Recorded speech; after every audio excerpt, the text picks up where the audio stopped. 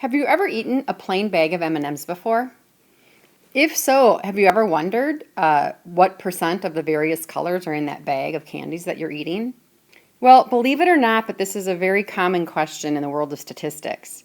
And the question would be this: can we test M&M's claim that their distribution is this particular breakdown by color? The Mars M&M company has actually published that on average, if you get a bag of plain M&Ms, you should see 13% of them would be brown or red, 14 are yellow, 16 are green, 20 are orange, and 24% are blue. Is this a claim that we can hold true for Mars M&M? Well, this is a perfect type of example to investigate for Chapter 11. Now, if you want to participate in this activity, you can. Just get yourself a plain bag of M&Ms. If not, let me just kind of walk you through what we did when we once had the brick and mortar class. Plain M&Ms are actually created in 6 different colors that are listed here. And one of the things that we know is we can open up our bag of candies and actually record how many M&Ms of each color we find in one bag. And I'm going to show you an example of what I did in class.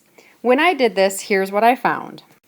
Of the 64 candies, the distribution of each color is according to these observations that I saw.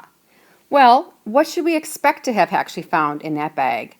Keep in mind, Mars M&M actually has what their expected percentages were, and they were this, right here. So, how many M&Ms should we have expected since our bag had 64? We can figure that out. That's easy enough.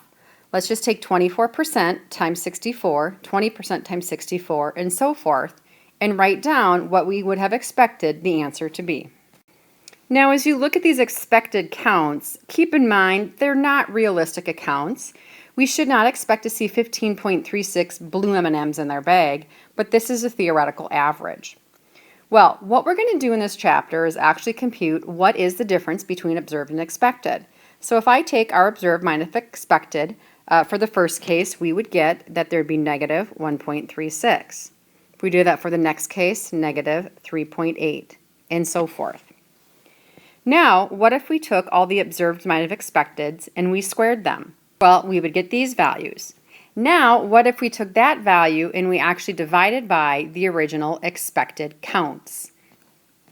Then we would get all these values. And then ultimately, what if we took all of these last calculations and added them up?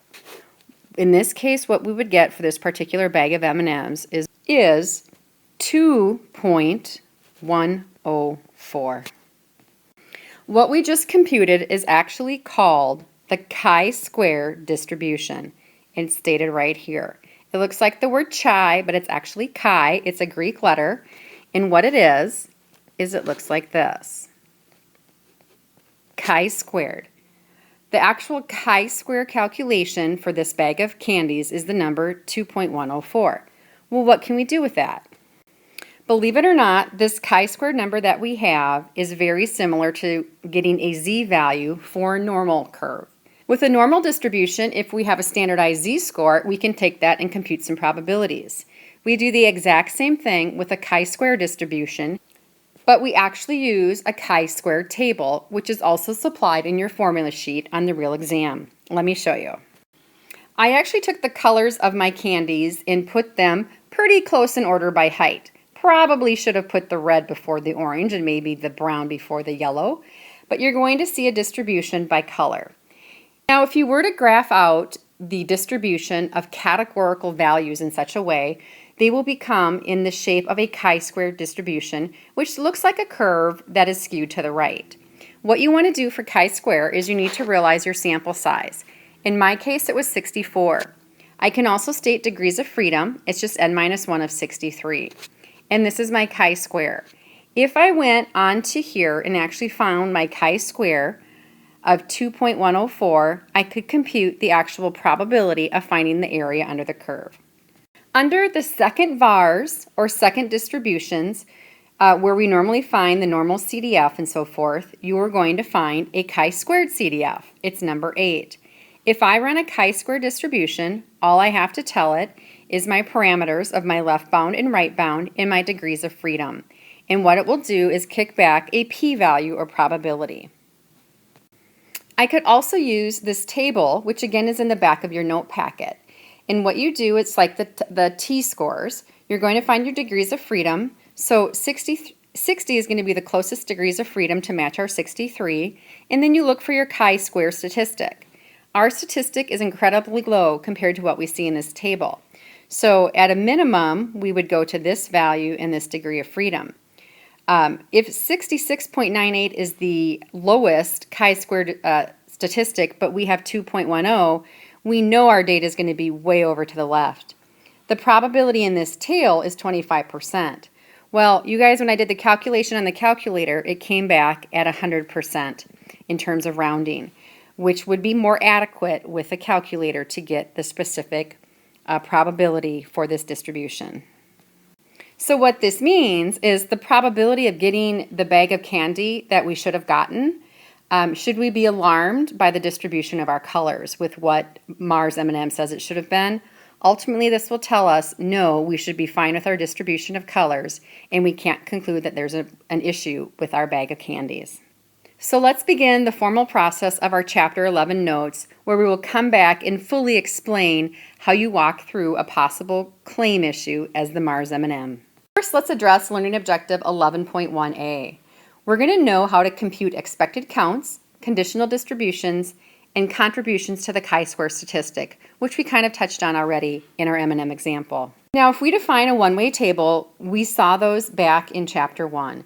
And all they were displays of distributions of categorical variable for individuals in a sample. This right here is a perfect one-way table if we wanted to record the different colors that showed up in our bag of M&Ms. Our categorical variable is color, and it just shows how many individuals within each color. Now, one of the things we're going to have to do is record any observed counts in an experiment and compare it to our expected counts. Well, the observed counts, folks, are just the counts from the sample. So when I opened my bag of M&Ms, all I had to do was count how many in each color and record it. Well, what are the expected counts? Well, the expected counts are just going to be the counts based on probability. Remember, Mars M&M said we should account for 24% of our bag should have blue M&Ms. That means the probability of getting a blue M&M was 24%. So I just took 24% times all of the counts of our M&Ms, and we got the expected counts. And you actually saw us informally walk through and compute a chi-squared number. Well, we were getting a chi-square so we could do what's called a goodness of fit test. And what that formally is a significance test used to determine if a categorical variable has a specific distribution. We were trying to see if our categorical variable of color had the specified distribution that Mars M&M said that it should have. We wanted to test to see if it was possibly false. So let's go through a more formal example for your notes. Assume that Jerome did the same activity that I did and opened a bag of M&Ms, and he had 60 candies in the bag. He observed and counted all of the various colors that showed up so that this total was 60 M&Ms. Now, how do you compute the expected counts? We do want to put back here what Mars M&M recorded for their percentages, which were these corresponding percentages. To figure out the expected counts when there's 60 candies in the bag, all we have to do is take 60 times 0.24, 60 times 0.2, and all of the other percentages. And we will get the theoretical count we would expect to see in that bag. Do take note of the AP Board's common mistake. They believe that you should have these expected counts be integers, so you round them. If you round these, you will actually not get full credit. This is a theoretical answer, and so you keep it this way. We would really never expect to get 14.4 M&Ms that were blue. In this case, we could possibly get 12, but that's just because of the nice rounding that happened for that one in terms of rounding to the 100th position. So be careful not to round those, otherwise you lose points. So as you can recall, we've already done inference for proportions. They were either z-intervals or z-tests. We've done inference for means. When we don't know the standard deviation of the population, we did t-intervals and tests. It helps you to have a foundation for it. For the z-intervals, recall for proportions, this was the z-statistic we used for our hypothesis testing. Now, for the t-intervals or for the t-tests, this right here is the test statistic we use for our hypothesis testing also. Well, now we need to talk about a third type of inference that we could do. This inference involves categorical variables and counts.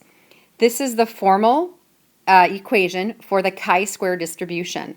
It's just like if we were to calculate the z-score or the t-score. Now we can calculate chi-squared. And we saw in the M&Ms what we do is do observed minus expected squared all over the expected, and then we add them all up. Now sometimes you will see this formula, but you're not going to see them use the word observed and expected. Sometimes they will just use O and E. So keep in mind that the O stands for observed, whereas the E stands for expected. Ultimately, the chi-square statistic is found on the formula sheet and looks like this in the pink box. Now, if we continue on with Jerome's bag of M&Ms, we can easily compute the chi-square statistic. It's a little putsy, but it's doable. So remember, the first thing we're going to do here, as I show you all the details, is we're going to take the observed minus the expected for one color and square it and divide it by its expected amount. Do that for the other 5 colors and you add it up. If you add those all up, what the chi-square statistic for this bag of M&Ms ends up being 10.180. Now another AP common mistake, we haven't talked about making conclusions yet for the chi-square test, but I highly recommend you star this. I absolutely agree with them in that it says here, students often end up accepting the null hypothesis when you do a chi-square test. Remember, we never ever can accept H sub O. And they say this because it is very easy in the wording that the AP board will give you to get confused and actually do something you're not supposed to for chi-square. So just be really cautious. Now, let's use that chi-square statistic again that we had for Jerome of 10.180. And I'm going to show you how to use the chi-square table in the back of your packet to find probabilities, and we'll also go through it on the calculator.